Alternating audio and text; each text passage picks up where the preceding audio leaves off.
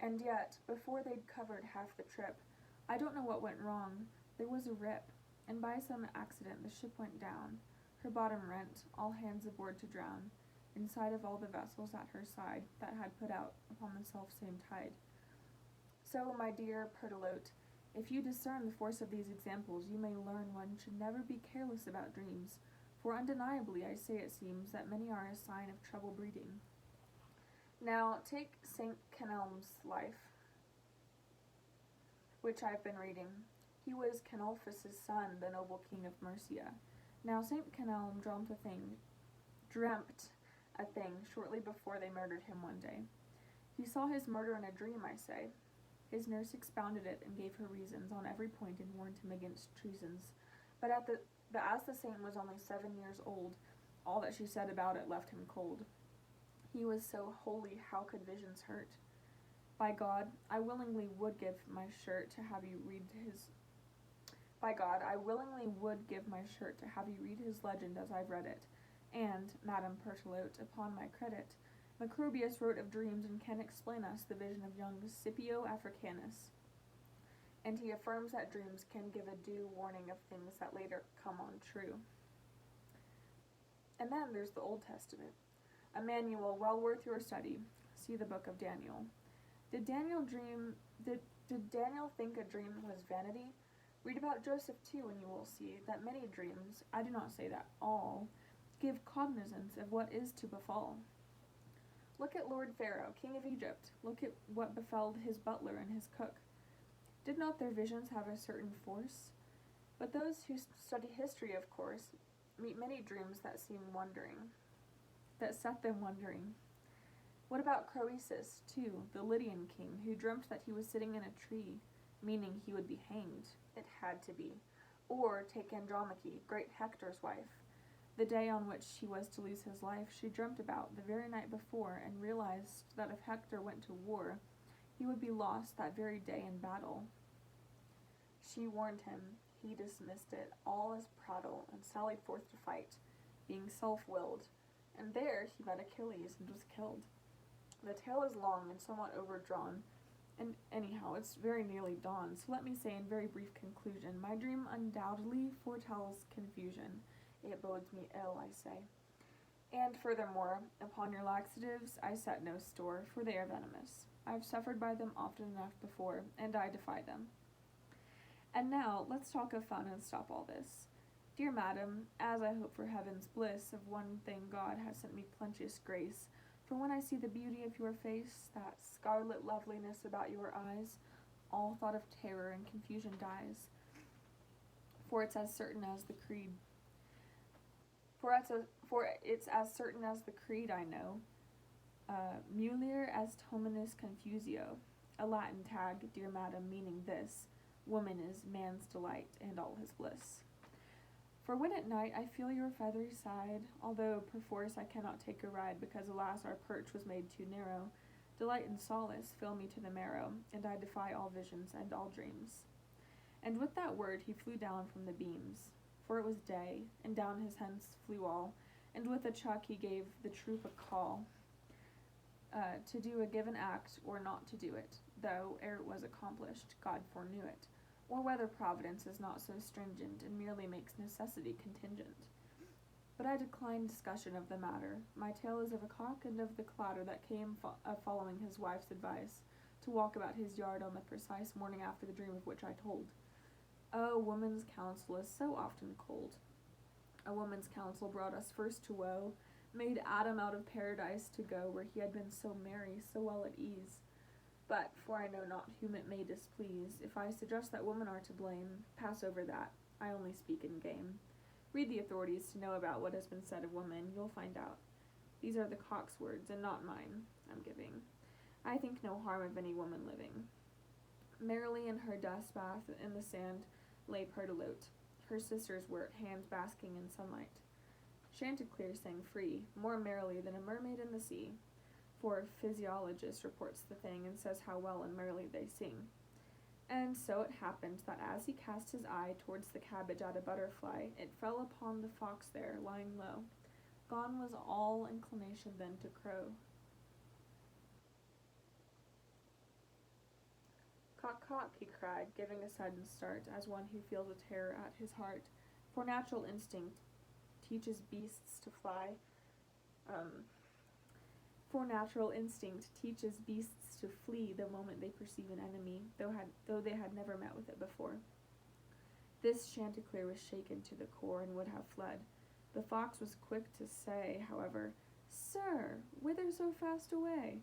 Are you afraid of me, that am your friend? A fiend or worse I should be to intend you harm or practice villainy upon you. Dear sir, I was not even spying on you. Truly, I came to do no other thing than just to lie and listen to you sing. You have as merry a voice as God has given to any angel in the courts of heaven, so that you add a musical sense as strong. To that you add a musical sense as strong as had Boethius, who was skilled in song. My lord your father, God receive his soul. Your mother too, how courtly, what control, have honored my poor house to my great ease, and you, sir, too, I should be glad to please.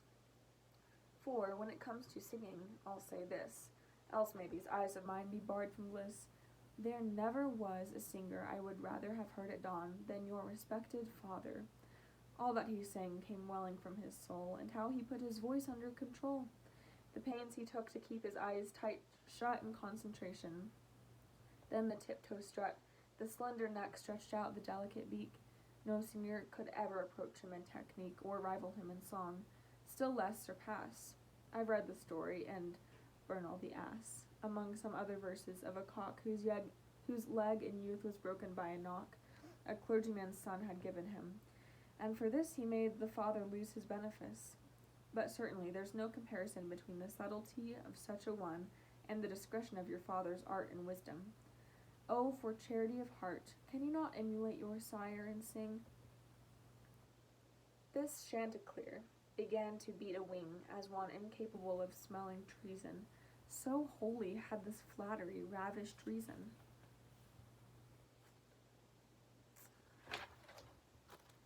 Alas, my lords, there's many a sycophant and flatterer that fills your courts with cant, and give more pleasure with their zeal, forsooth, than he who speaks in soberness and truth. Read what Ecclesiasticus records of flatterers. Where treachery, my lords? This Chanticleer stood high upon his toes. He stretched his neck, his eyes began to close, his beak to open, with his eyes shut tight. He then began to sing with all his might. Sir Russell Fox leapt in to the attack.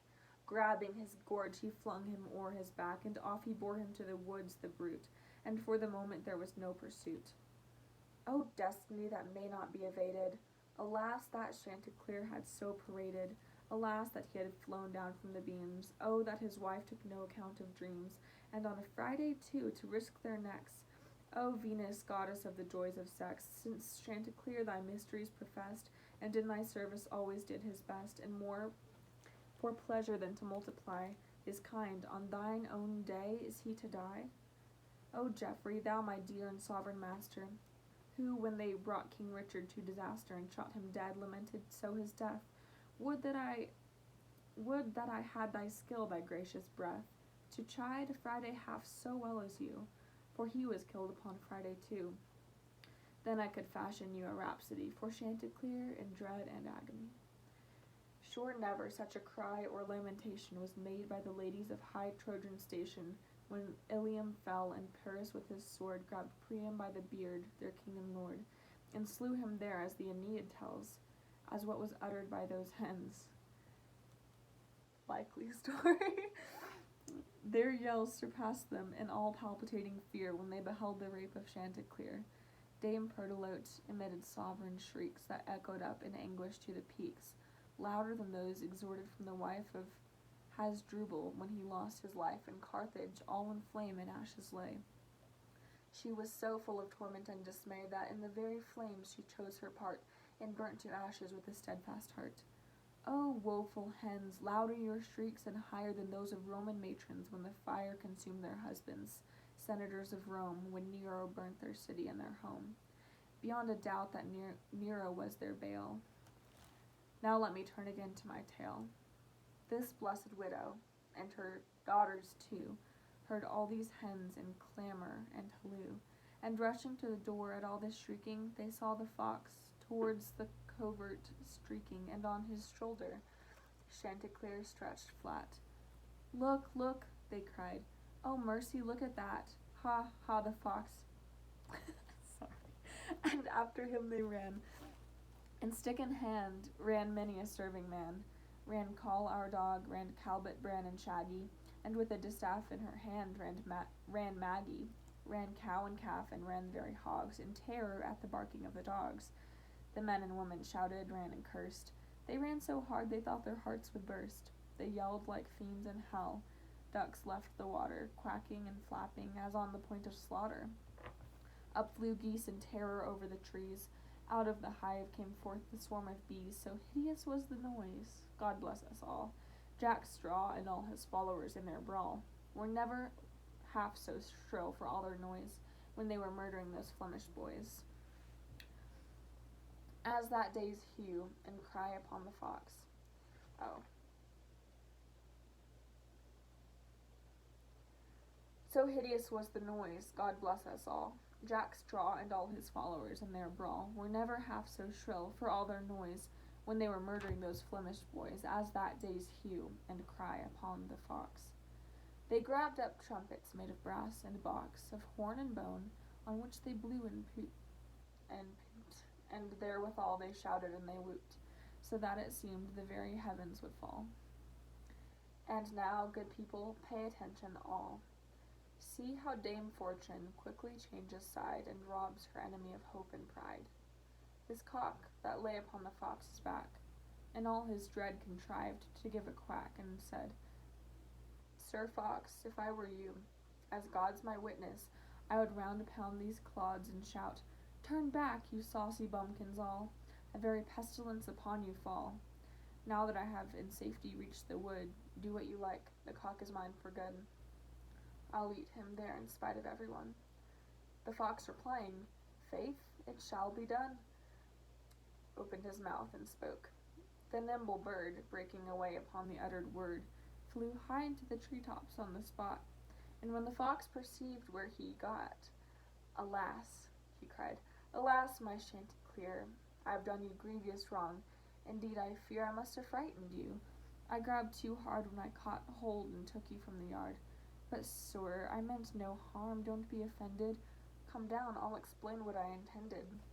So help me God, I'll tell the truth, on oath. No, said the cock, and curses on us both.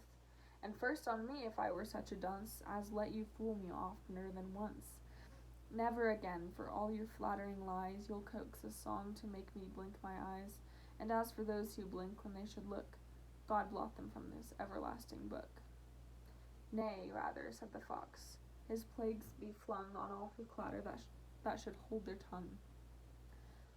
Lo, such it is not to be on your guard against the flatterers of the world or yard, and if you think my story is absurd, a foolish trifle of a beast and a bird, a fable of a fox, a cock, a hen, take hold upon the moral, gentlemen. St. Paul himself, a saint of great discerning, says that all things are written for our learning. So take the grain and let the chaff be still. And, gracious Father, if it be thy will, as saith my Saviour, make us all good men and bring us to his heavenly bliss. Amen. So the fox tricked the rooster by flattery, and then the rooster tricked the fox by flattery. And the moral